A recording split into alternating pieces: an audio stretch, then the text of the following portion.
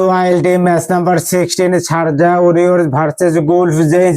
তো আজকে খেলা আছে রাত 8টা থেকে আর কি। তো আমি কিন্তু আজকের ম্যাচের প্রেডিকশন দিব আর কি। হ্যাঁ, তো আজকের ম্যাচে কোন টিম জিতবে আর কি, টিম শারজা ওয়ারিয়র্স জিতবে না টিম গুলফ জেন্স জিতবে। তো আমি কিন্তু এর আগে 15 ম্যাচের কিন্তু প্রেডিকশন দিয়েছিলাম। তো আমার প্রেডিকশন হিসাবে কিন্তু ম্যাচগুলো কিন্তু জিতে গিয়েছে। যদি তোমাদের বিশ্বাস না হয় তোমরা আমার ইউটিউব চ্যানেলে এবং ফেসবুক পেজে ভিডিওগুলো দেখতে পারো আর কি। হ্যাঁ, তো আমি কিন্তু আজকের ম্যাচের প্রেডিকশন দিব। যদি তোমরা 100% করেছি ম্যাচ প্রেডিকশন জানতে চাও তাহলে তোমরা ভিডিওটা সম্পূর্ণ দেখো। আমি কিন্তু ভিডিও লাস্টেই বলে দিব কোন টিম জিতবে আর কি। তো আমরা প্রথমে দেখব শারজা ওয়ারিয়র্স এর প্লেইং 11-এ কে কে খেলবে আজকের ম্যাচে এবং কি গুলফ জেন্স এর প্লেইং 11-এ কে কে খেলবে আজকের ম্যাচে। তো সব আমরা এক একে দেখি আর কি।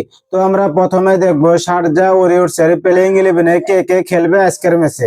টম খোলার ক্যাডমোর, জনসন চার্লস, সেকেন্দার রাজা, জেমস রিউ, ইথান কাল ডি সুজা, জুনাইদ সিদ্দিক, শুভম রানজানে, আদিল রাশিদ, তাসকিন আহমেদ, টম এবেল, মাথিসা পাথিরানা। তো আমরা এখন দেখবো গুলফ জেন্স এর প্লেইং 11-এ কে কে খেলবে আজকের ম্যাচে।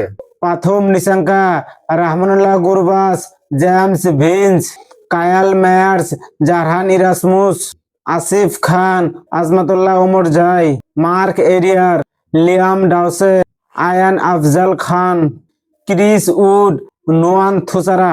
তো আমরা এখন দেখবো শারজা ওয়ারিয়র্স এর প্লেইং 11-এর ব্যাটার্স গুলা কে কে কত রান করতে পারে আজকের ম্যাচে। টম খোলার ক্যাডমোর এর আগের ম্যাচে 32 বলে 30 রান খেলেছিলেন, খুব ভালো একটা পারফরমেন্স করেছিলেন, কিন্তু তিনি কিন্তু আজকের ম্যাচে অত ভালো একটা রান করতে পারবে না আর কি। হ্যাঁ, 5 থেকে 10 রান এবং কি 15 রানই করতে পারে, তার উপরে কিন্তু তিনি আজকের ম্যাচে রান করতে পারবে না। জনসন চার্লস এর আগের ম্যাচে 53 বলে 77 রান করেছিলেন, খুব ভালো একটা পারফরমেন্স করেছিলেন, কিন্তু তিনি কিন্তু আজকের ম্যাচে 50+ রান স্কোর করবে, 100% খাটাং এবং কি 60-70-80 রানও করতে পারে আর কি। সেকেন্দার রাজা এর আগের ম্যাচে 22 বলে 29 রান করেছিলেন, তিনি কিন্তু আজকের ম্যাচে একবারে ফলপ জব আর কি। হ্যাঁ, 5 থেকে 10 রানই করতে পারে, তার উপর কিন্তু রান করতে পারবে না আজকের ম্যাচে তিনি। জেমস রিউ এর আগের ম্যাচে 14 বলে 24 রান করেছিলেন, খুব ভালো একটা পারফরমেন্স করেছিলেন, কিন্তু কম বলে 24 রান করেছিলেন, তিনি কিন্তু আজকের ম্যাচে 40 থেকে 50 রান ইজিলি করতে পারে আর কি।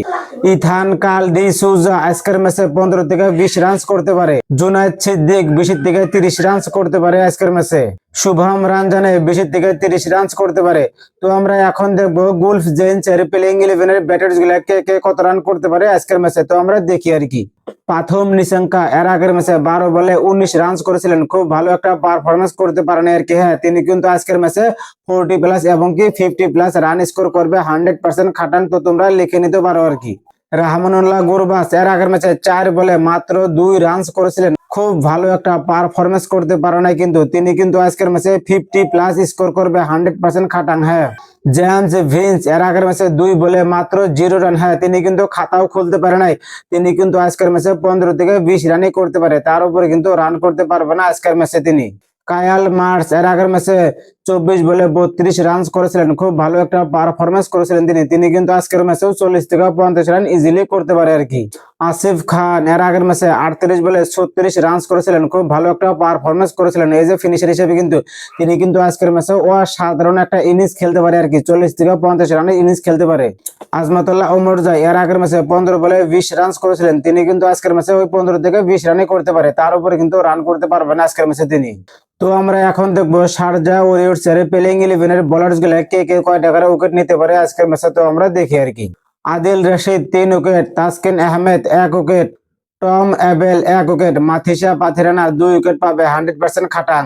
শুভম রানজানে 1 উইকেট। তো আমরা এখন দেখবো গুলফ জেন্স এর প্লেইং 11-এর বোলার্স গুলা কে কে কয় টাকার উইকেট নিতে পারে আজকের ম্যাচে। Mark Adair 2 wicket, Liam Dawson 1 wicket, Ayaan Afzal Khan আজকে কিন্তু তিনি একটা উইকেট পাবে না, Chris Wood 2 wicket, Nuwan Thushara 1 wicket. তো ভেন্যু হইলো শারজা ক্রিকেট স্টেডিয়াম শারজা। তো পিচ রিপোর্ট কিন্তু খুব ভালো আর কি। হ্যাঁ, প্রথমে ওপেনারদের জন্য রান তুলতে বহুত সুযোগ হয়। ম্যাচ যত এগিয়ে যায় পিচ ধীরে ধীরে স্লো হয়ে যায়, ফলস্বরূপে স্পিনারদের উইকেট নিতে বহুত সুবিধা হয়। তো যে টিমে আর কি প্রথমে ব্যাটিং করবে ওই টিম কিন্তু 180 থেকে 200 রানের ইনিংস করতে পারে আর কি। হ্যাঁ, তো দ্বিতীয় ইনিংসে যে টিম ব্যাটিং করবে ওই টিম কিন্তু 150 থেকে 180 রানসে করতে পারে। এটা ডিপেন্ড করবে টসে জিতে কোন টিম প্রথমে ব্যাটিং করবে আর কি।